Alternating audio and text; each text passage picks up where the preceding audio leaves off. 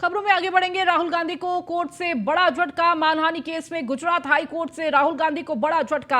High court से राहुल गांधी की याचिका खारिज। तो राहुल गांधी की पुनर्विचार याचिका खारिज की गई है। राहुल गांधी की संसद सदस्यता फिलहाल बहाल नहीं। तो आइए जानते हैं कि गुजरात हाई कोर्ट ने राहुल गांधी की सजा पर रोक लगाने से इनकार करते हुए क्या कहा है। तो गुजरात हाई कोर्ट ने राहुल गांधी बिल्कुल अस्तित्वहीन आधार पर राहत पाने की कोशिश कर रहे हैं, ये कहा गया है। निचली अदालत की सजा पर रोक लगाना नियम नहीं अपवाद है, जिसका सहारा दुर्लभ मामलों में हो। आवेदक के खिलाफ लगभग 10 आपराधिक मामले लंबित हैं। यहां तक कि इस शिकायत के बाद राहुल गांधी के खिलाफ एक और शिकायत वीर सावरकर के पोते ने दर्ज कराई है। सजा पर रोक न लगाना राहुल गांधी के साथ अन्याय नहीं होगा। दोष सिद्धि पर रोक लगाने का कोई उचित आधार नहीं दिया गया है, तो सेशन कोर्ट का आदेश न्याय संगत और उचित है। गुजरात हाई कोर्ट ने राहुल गांधी की पुनर्विचार याचिका को खारिज करते हुए क्या कुछ तर्क दिए हैं वो भी आपको बता रहे हैं कि दोष सिद्धि पर रोक लगाने का सेशन कोर्ट का आदेश न्याय संगत और उचित है। राहुल गांधी बिल्कुल अस्तित्वहीन आधार पर राहत पाने की कोशिश कर रहे हैं। निचली अदालत की सजा पर रोक लगाना नियम नहीं अपवाद है, जिसका सहारा दुर्लभ मामलों में लिया जाता है। आवेदक के खिलाफ लगभग 10 आपराधिक मामले लंबित हैं। तो यहां तक कि इस शिकायत के बाद राहुल गांधी के खिलाफ एक शिकायत और वीर सावरकर के पोते ने दर्ज करवाई है। सजा पर रोक न लगाना राहुल गांधी के साथ अन्याय नहीं होगा। तो दोष सिद्धि पर रोक लगाने का कोई उचित आधार नहीं दिया गया। सेशन कोर्ट का आदेश न्याय संगत और उचित है, ये गुजरात हाई कोर्ट ने कहा।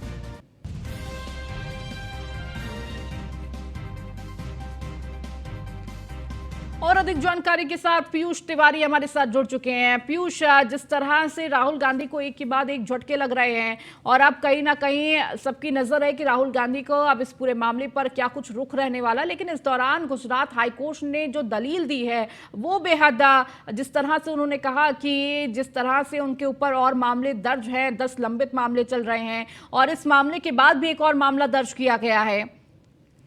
बिल्कुल, अगर हम बात करें तो गुजरात हाई कोर्ट ने मोदी सरनेम मामले में राहुल गांधी की 2 साल की सजा पर रोक लगाने से सीधे तौर पर इनकार कर दिया। इस दौरान गुजरात हाई कोर्ट ने टिप्पणी की है कि इस केस के अलावा राहुल गांधी के खिलाफ कम से कम 10 केस पेंडिंग है। ऐसे में सूरत कोर्ट के फैसले में दखल देने की जरूरत नहीं है। इसके साथ ही अगर हम बात करें तो कांग्रेस ने गुजरात हाईकोर्ट के फैसले के बाद सीधे तौर पर यह कहा कि वो सुप्रीम कोर्ट जाएंगे और जिस तरीके से अगर हम बात करें तो गुजरात हाईकोर्ट ने सीधे तौर पर तमाम बातें कही और उन्होंने कहा कि कहीं ना कहीं अगर हम सजा पर रोक लगाते हैं तो कहीं ना कहीं ये न्यायोचित नहीं होगा। तो तमाम बातें गुजरात हाईकोर्ट की ओर से कही गई है, लेकिन पुणेश मोदी ने जिस तरीके से राहुल गांधी के खिलाफ याचिका डाली थी और राहुल गांधी की उसके बाद कहीं ना कहीं सदस्यता चली गई लोकसभा से। राहुल गांधी ने 2019 में कर्नाटक में मोदी सरनेम को लेकर बयान दिया था और सीधे तौर पे पूरे मोदी समाज में एक तरीके से गुस्सा था और भारतीय जनता पार्टी लगातार कहीं ना कहीं राहुल गांधी पर इस बात को लेकर हमलावर रही है। ऐसे में आज राहुल गांधी को गुजरात हाईकोर्ट से एक बड़ा झटका लगा है, क्योंकि अगर हम बात करें तो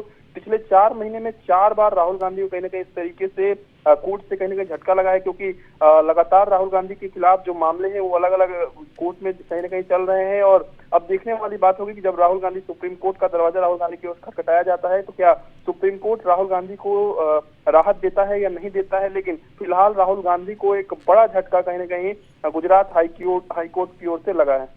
ठीक है, बहुत शुक्रिया पीयूष इस जानकारी को देने के लिए। तो गुजरात हाईकोर्ट से राहुल गांधी को ये बड़ा झटका, जहां गुजरात हाईकोर्ट ने राहुल गांधी की पुनर्विचार याचिका को खारिज कर दिया है।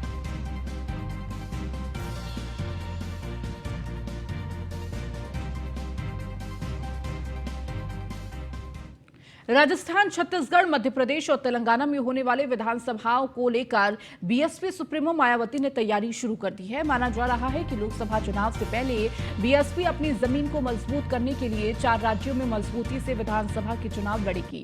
इसके लिए पार्टी के द्वारा रणनीतियां तय कर ली गई है। माना जा रहा है कि अक्टूबर महीने में इन चारों ही राज्यों के विधानसभा चुनाव होने हैं, जिसकी तैयारियों को लेकर बसपा सुप्रीमो मायावती दिल्ली पहुंची हैं और वहीं से पूरा मोर्चा संभालेंगी। मायावती पार्टी पदाधिकारियों के साथ रणनीतियां भी तय कर रही हैं। बीएसपी का ये मानना है कि 4 राज्यों के विधानसभा चुनावों में बेहतर प्रदर्शन लोकसभा चुनाव के लिए राह आसान हो जाएगी। इन चारों ही राज्यों में होने वाले विधानसभा चुनावों को लेकर बूथ कमेटियां तैयार हो चुकी है और अब कैंप की तैयारी भी की जा रही है। राजस्थान, मध्य प्रदेश, छत्तीसगढ़ और तेलंगाना के राष्ट्रीय कोऑर्डिनेटर आकाश आनंद ने मोर्चा संभाला है। आकाश 15 जुलाई से मध्य प्रदेश और छत्तीसगढ़ में सभाएं भी करेंगे।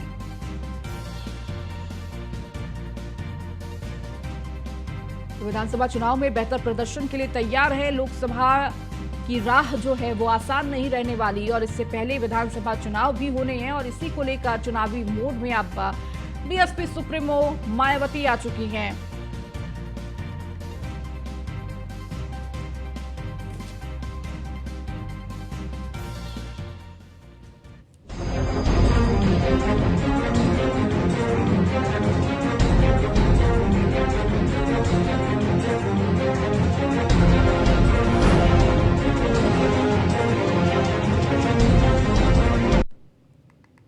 यूपी बीजेपी की जिला और क्षेत्रीय टीमों में इसी महीने बदलाव तय हो गया है। जिला और महानगर की टीम में अध्यक्षों के साथ क्षेत्रीय टीम में भी बदलाव किया जाएगा। बीजेपी के संगठनात्मक तौर पर 98 जिले हैं।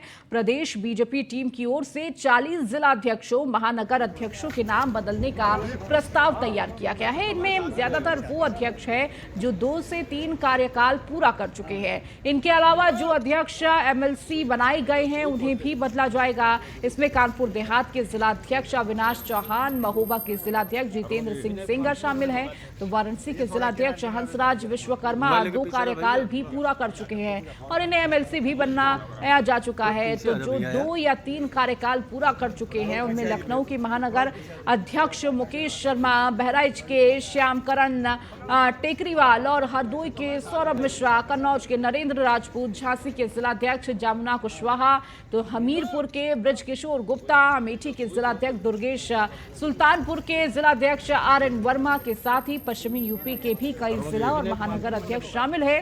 कुछ तो 8 या 10 साल से जिलाध्यक्ष या महानगर अध्यक्ष पद पर कायम हैं और इनके अलावा निकाय चुनाव में अच्छी परफॉर्मेंस न दे पाने वाले अध्यक्षों की भी लिस्ट तैयार की गई है। इसके अलावा क्षेत्रीय टीम में भी अध्यक्षों की नियुक्ति की जा रही है। अब क्षेत्र की पूरी टीम का गठन किया जाना है। इनके नाम भी तय कर लिए गए हैं। केंद्रीय आला कमान से बातचीत के बाद सूची में मामूली बदलाव के संकेत भी दिए गए हैं। संगठन को मजबूत करने में बीजेपी जुटी हुई है। बीजेपी ने शुरू की मंडल इकाइयों के पुनर्गठन की प्रक्रिया। जिला महानगर क्षेत्रीय टीम में बदलाव की तैयारी। 40 से ज्यादा जिला और महानगर अध्यक्ष बदले जाएंगे। पीछे आ जा भैया यार, थोड़ा और पीछे आ जाइए, थोड़ा और पीछे आ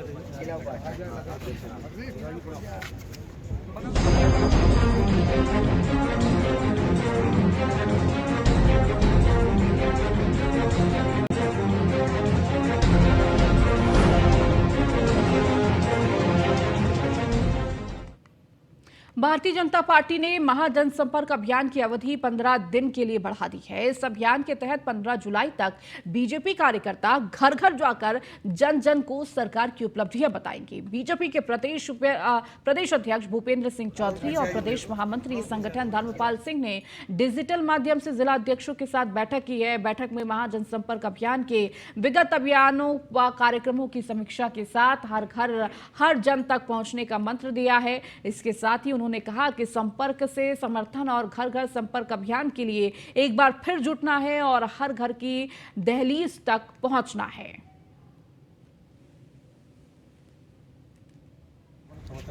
तीस मई से 30 जून तक ये महाजनसंपर्क अभियान था, लेकिन अब देखिए इस अभियान को बढ़ाया गया है। 15 जुलाई तक ये अभियान चलाया जाएगा। तो बीजेपी का महाजनसंपर्क अभियान अब घर घर पहुंचने की एक बार फिर से तैयारी में है।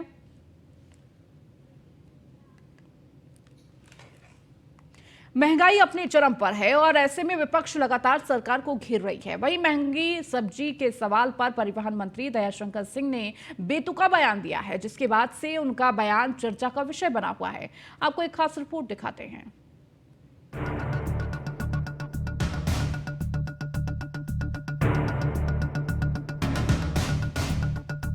सब्जी के दाम आसमान छू रहे हैं।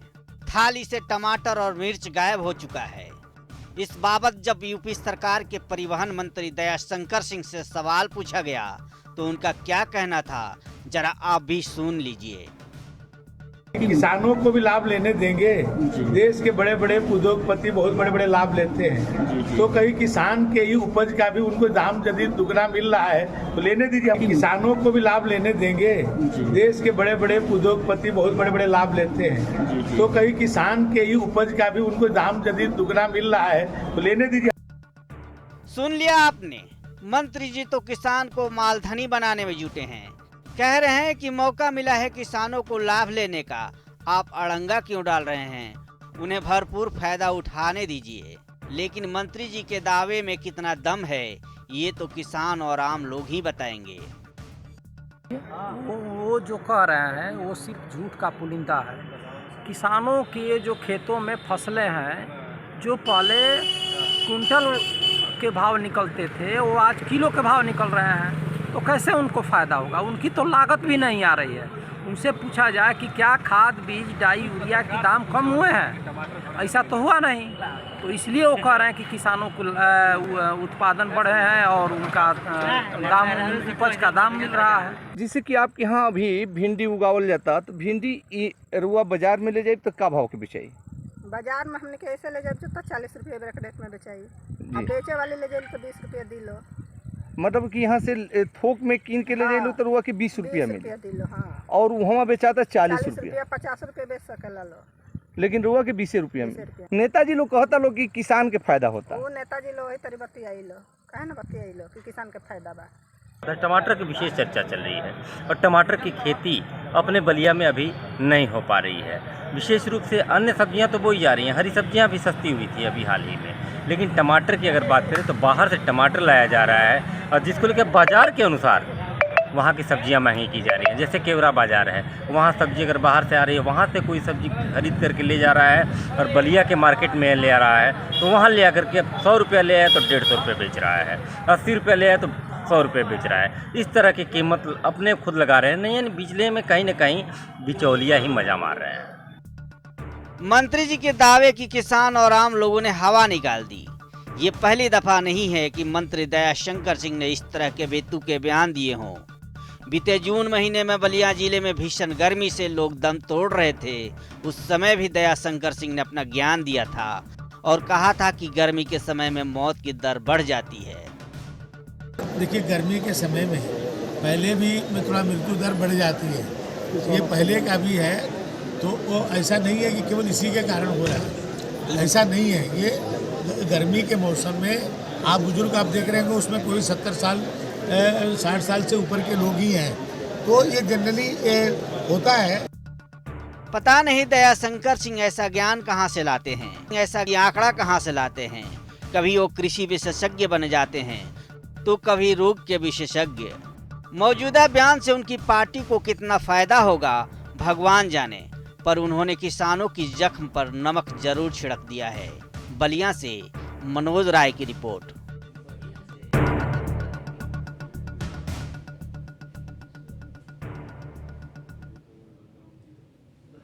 चलिए, इस बुलेटिन में फिलहाल इतना ही। बने रहिए न्यूज़ 1 इंडिया के साथ।